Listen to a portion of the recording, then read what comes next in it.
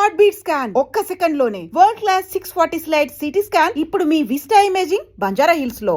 మామూలుగా ఇండస్ట్రీలో ఇప్పుడిప్పుడే ఎదుగుతున్న హీరోలందరూ కూడా ఒక మాస్ ఫాలోయింగ్ కోసం ఎప్పుడు కోరుకుంటూ ఉంటారు మాస్ ఫాలోయింగ్. అలాంటి మాస్ ఫాలోయింగ్ హీరోలకు ఇచ్చే ఒకే ఒక డైరెక్టర్ పూరి జగన్నాథ్. ఆయన డైరెక్షన్ లవ్ చేయాలని ఉందా? Definitely sir. ఆయన సినిమాలు ఏది ఇష్టం నీకు? Pokiri. And me favourite hero ఎవరు? అంటే నాకు సినిమా బట్టి ఉంటుంది సార్. అంటే అంటే యాజ్ అన్ యాక్టర్ అడ్మైర్, అంటే ఒక్కొక్క సినిమాలో ఒక్కొక్కటి నేర్చుకుంటూ ఉంటాను కదా. అలా ఒక్కొక్కరి దగ్గర నుండి ఒక్కొక్క పిన్ పాయింట్స్ నేర్చుకుంటూ ఉంటాను. So yeah.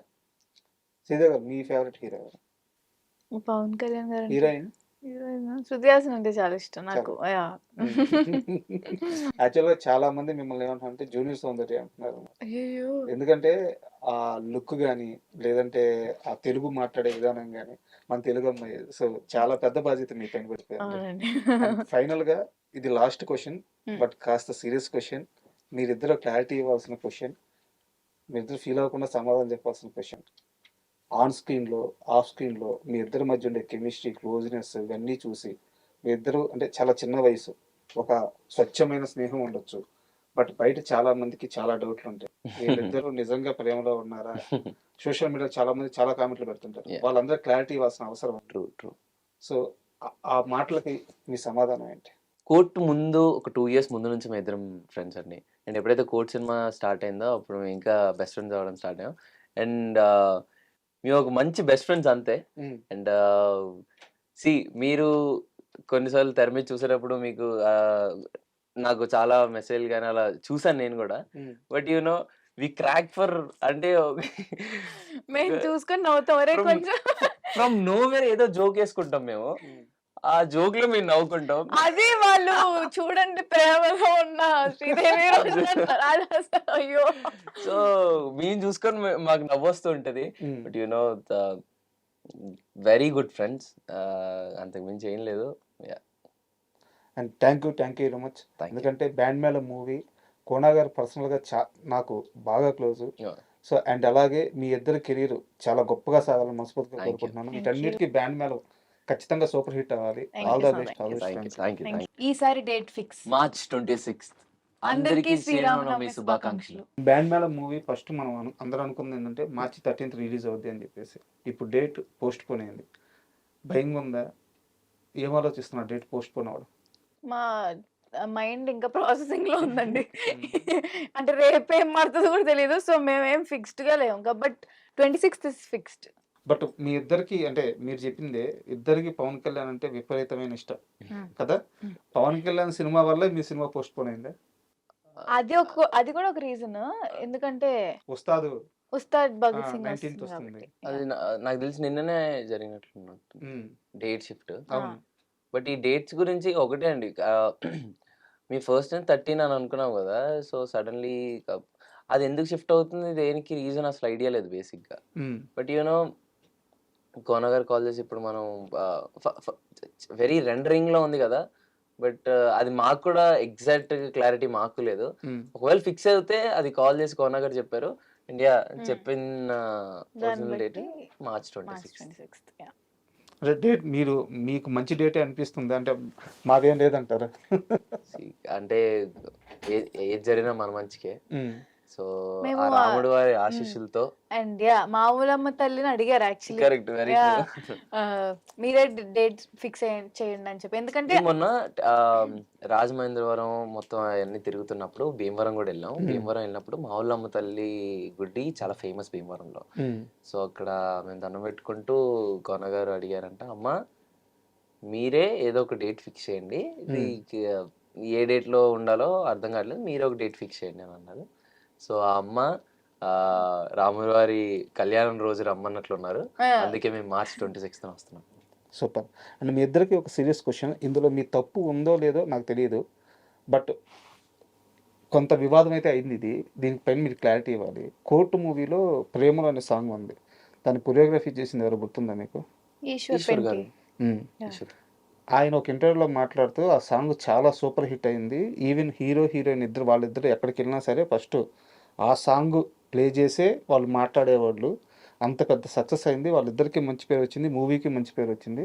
బట్ ఎవ్వరు కూడా ఎక్కడా కూడా ఏ స్టేజ్ మీద కూడా నా పేరు చెప్పలేదు అని చెప్పి ఆయన ఆడియో ఒక ఇంటర్వ్యూలో లైక్ మాట్లాడారు. లేదు. ప్రీ రిలీజ్‌లో కానీ లేదా ఇది మేము చేసినప్పుడు గానీ ఆయన ప్రతి ఈవెంట్‌లోనే ఉన్నారు. హ్మ్. లైక్ నాకు కూడా వచ్చింది ఆ రీల్. హ్మ్. బట్ క్వెషన్ అడిగింది ఎవరో క్వెషన్ అడిగింది నాకు ఐడియా లేదు. బట్ ఆ! మీరు అడిగిన దానికి నేను చెప్పేది ఏమంటున్నానంటే హ్మ్. సార్ ఆ ఫిలిం ఇట్సెల్ఫ్ అందరికీ చాలా స్పెషల్. హ్మ్. అందరం కొత్తోళ్ళం. అందరికీ కొత్త కొత్త ఎక్స్పీరియన్స్. నాకు ఇప్పటికీ ఒకసారి స్టేజ్ ఎక్కినా నేను ఎన్నిసార్లు ఎక్కినా చాలా కొత్తగా అనిపిస్తూ ఉంటుంది. హ్మ్. నేను ఆ సినిమా రిలీజ్ అయిన తర్వాత అది ఎలా ఆ ఆరా ఎలా ఉంటుందో తెలుసు కదా సార్. ఒక మంచి బ్లాక్ బస్టర్ అయిన అవును. సినిమాకి ఉండే అవును. ఆరా. అవును. సో ఆ ఫీలింగ్లో ఆ ఎగ్జైట్మెంట్లో నాకు తెలిసి నేను ప్రీ రిలీజ్ ఈవెంట్లో మాట్లాడాను. వేరే వేరే జరిగిన ఈవెంట్స్లో కూడా మాట్లాడాను. హ్మ్. ఐ గెస్ ఆయన అది చూడడం మిస్ అయ్యి ఉండొచ్చేమో. హ్మ్. ఎందుకంటే ఇప్పుడు కాలేజ్ ఈవెంట్స్లో ఆబ్వియస్లీ మాకు మైక్స్ ఇచ్చి దాని గురించి మాట్లాడమని అంటే ఓవరాల్ క్రూ గురించి ఉండదు కాబట్టి నాకు తెలిసి నేను ఆయన గురించి ఆబ్వియస్లీ మాట్లాడాను. అండ్ యునో నా నెక్స్ట్ సినిమాలో కూడా ఆయన సింగిల్ కట్ చేస్తున్నారు. వావ్! యా సో ఇక్కడ నాకు తెలిసి ఆయన ఫీల్ అయ్యారంటే నేను చాలా ఫీల్ అవుతున్నాను అదేంటి అని. బట్ నేను అడిగిన క్వశ్చన్ అయితే మీ దాకా వచ్చిందా?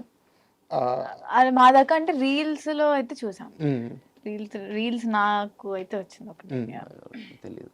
అండ్ నాని గారి గురించి చెప్పండి. ఎందుకంటే చాలా మందికి తెలుసుకోవాలంటది. ఇప్పుడు ఆయన ఇదివరకు ఒక మాట అన్నారు. దూరం నుంచి చూసేవారికి నేను కట్టేది చిన్న గోడ పేర్చి అని ఇటుకలు చెప్పి మట్టుకే ఇటుకలు కనిపిస్తాయి. కనిపిస్తాయి. దూరం కానీ వెళ్ళి రేపు ఏదో చూస్తే ఒక రోజు పెద్ద కోట గోడ. అవుద్ది, గోడ అవుద్ది అని గోడ. చెప్పారు. సినిమా తప్పించి ఆయనకి వేరే ప్రపంచమే తెలియదు. సో అసలు నాని గారి లైఫ్ స్టైల్ ఎలా ఉంటుంది? మీరు చాలా దగ్గర నుంచి చూసారు కాబట్టి ఆయన సినిమాని ఎలా లవ్ చేస్తాడు? మనుషులతో ఎలా ఉంటాడు? నాని గారి గురించి మీ మాటల్లో చెప్పమంటే ఏం చెప్తారు? నేను ఇంతకుముందు అన్నయ్యని అడ్మైర్ చేస్తూ ఉండేవాడినండి. ఆయన సినిమాలు గానీ, ఆయన చూసింగ్ ఆ స్క్రిప్ట్ సెలెక్షన్ గానీ. హ్మ్. బట్ ఎప్పుడైతే నా కోట్ తగిలి నేను ఎప్పుడైతే వాల్ పోస్ట్ ఆఫీస్‌లో తిరగడం స్టార్ట్ చేశానో, ఎప్పుడైతే నేను నాని అన్న గోడలో ఒక చిన్న పక్కన ఒక ఇటుకయ్యానో ఆహ్, అంటే అతన్ని దగ్గరగా చూసే అవకాశం వచ్చిందో, ఇంక సినిమా పిచ్చోడే అండి ఆయన. హ్మ్. ఇంకా ఆయనకి అది తప్పితే ఇంకే ప్రపంచమే ఉండదు. హ్మ్. యూనో ఆయన ఇప్పుడు మొన్న మొన్న మీరు 'శ్రీకాంత్ తోటేలా' అన్న క్యాప్షన్ అయినా చదువుంటే, "అన్న మీరు జడలేసుకోవాలి." "ఓకే శ్రీకాంత్ నీ ఇష్టం" అన్నారంట. ఆయన పోస్ట్ "అన్న పెట్టారు. ఇంకేదో చేయాలి." "అన్న మీ ఇష్టం." అలాగే ఉండేది సార్. మీకు తెలుసా కోర్ట్ చేసే టైంలో గూడా కోర్ట్ కథంతా ఇనంగానే పైకి లేసి "వెల్కమ్ టు వాల్ పోస్ట్" అని జగదీష్ అన్నకి చెప్పారు. హ్మ్. అండ్ ఎవరైతే ఉంటారో పిలిచి ఈ సినిమాకి ఏం కావాలో మొత్తం అడిగింది ఇలా ఇచ్చేయండి అని అన్నారు. హ్మ్. కోర్ట్‌లో అసలు ఎటువంటి అంటే ఇప్పుడు సీ అసలు దేనికి వెనకాడకుండా ఆ సినిమాని అలా చేశారు. అంతే సినిమా పిచ్చోళ్ళే చేస్తారు సార్ అలాంటివి. అంటే అతనిలో ఉన్న హానెస్టీ, ఆ సినిమా మీద ఉన్న ఒక పిచ్చి, ఆ ప్రేమ అనేది ఇట్స్ వెరీ నైస్. మీరు చెప్పండి నాని గారి గురించి మీరే ఆ! ఆలోచించేస్తారు. అయ్యో! అంటే ఫస్ట్ నేను ఎప్పుడు అంటే నేను అక్కడ పూజలో కలిసాను ఆయనని ఫస్ట్ టైమ్. హ్మ్. సో, ఆ తర్వాత ఎప్పుడైతే నేను డబ్బింగ్ స్టూడియోలో ఆయన కొంచెం సినిమా చూసారు. చూసి ఆయన లోపల ఉన్నారు. నేను డబ్బింగ్‌కెళ్తున్నాను సారథి స్టూడియోస్‌లో. సో, ఆయన బయటకొచ్చి హగ్ ఇచ్చి అద్దరు కొట్టేసారు. మీ ఇద్దరు అసలు వేరే అసలు హ్మ్. అసలు అంటే ఆయన అంత ఫస్ట్ టైమ్ నా లైఫ్‌లో ఆయన నుంచి నేను వినడం. సో, అది ఒకటి అండ్ ఆల్సో మా ప్రీ రిలీజ్ ఈవెంట్‌లో హిట్ చూడొద్దని చెప్పారు. అంటే అంత కదా! అస్సలు ఆయన సినిమాని ఎలా ఎలా జడ్జ్ చేస్తాడో, ఎలా నమ్ముతారనేది నాకు అది అస్సలు అర్థం కాదన్న. హ్మ్. ఎందుకంటే వితౌట్ వితౌట్ ఈ డబ్బింగ్ అయిందేమో ఇంకా ఓవరాల్ మిక్సింగ్ అవ్వలేదు. రఫ్ కట్ 3½ అవర్స్ సినిమా చూసి ఆయనకి ఆ జడ్జ్‌మెంట్ ఎలా వస్తదని నాకే ఇప్పటికి అర్థం కాదు. ఆహ్, ఆయన అంతే హి ఈస్ ఆ ఎ రోజు మిరాకిల్. స్టేజ్ మీద భయపడ్డారా? ఆయన ఆ మాట అనంగానే? అసలు ఆబ్వియస్లీ. మేం సినిమా సర్ప్రైజ్. బాగలేకపోతే నా నెత్తిన నాని కూర్చోకూడదు. అన్నే కాదు. నాని అన్న చుట్టుపక్కల ఉన్న వాళ్ళందరికీ మెయిన్ తెలీదు మెయినోళ్ళు అసలు తెలీదు. ఎవరికీ అంత తెలీదు. భయపడ్డారు. ఆ! ఏంటి సార్ అంత పెద్ద మాట అనేసారంటే ఆయనకున్న ఆ నమ్మకం. యాహ్! అది ఎలా వచ్చిందన్న నాకు అర్థం కాదు. అందరూ యాక్చువల్‌గా నేను శైలేష్ గారిని ఇంటర్వ్యూ చేశాను. ఓకే. సినిమా రిలీజ్ అయిన 'హిట్ 3' రిలీజ్ అయిన ఫస్ట్ రోజే హ్మ్. ఆయన ఇంటర్వ్యూ చేస్తే ఆయన అన్నారు. భయమేందండి కాళ్ళు చేతులు వణికిపోయాయి. సో, ఆ స్టేట్‌మెంట్ చెప్పినప్పుడే అర్థమైంది ఆయన ఎంత అంటే ఆ సినిమాని ఎంత నమ్ నమ్మి చెప్పారో అంత లవ్ టువర్డ్స్ కోర్ట్ అనేది హ్మ్. అప్పుడు అర్థమైంది నాకు. 'ప్యారడైజ్' ఎలా ఉండబోతుంది? అంటే బియాండ్ లిమిట్స్ అనుకోవచ్చు. యాహ్! నేను ఇప్పటివరకు చూసిన నాని అన్న వేరు. ఇప్పుడు చూసే నాని అన్న వేరు యాహ్! అయ్యుండొచ్చు. అంటే రోషన్ ఈ క్వశ్చన్ నీకు